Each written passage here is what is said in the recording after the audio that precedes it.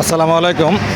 আমাদের বাংলাদেশ থেকে ইসরায়েলকে কতটুকু ঘৃণা করে এই যে দেখাইতেছে, দেখেন এই যে একটা চলার পথ, এটা কিন্তু ঘনবসতিত একটা এলাকা ঢাকা শহরের মধ্যে। দেখেন এই রাস্তা, এই রাস্তার মধ্যে এই দেখেন ইসরায়েলি এই যে পতাকা রাস্তার মধ্যে দিচ্ছে, এই যে তাও পায়ের ছাপ দিয়ে দিচ্ছে। ইসরায়েলের বাংলাদেশ থেকে এতটা ঘৃণা করতেছে।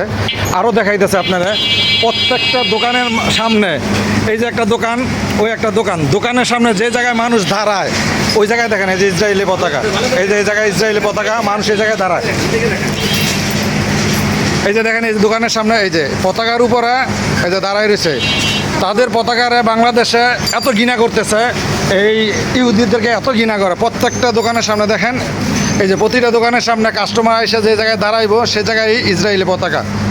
এই এই যে দোকানের সামনে দেখেন, প্রত্যেকটা দোকানের সামনেই, রাস্তায় তো আছেই, এই যে দোকানের সামনে ইসরায়েলি পতাকা।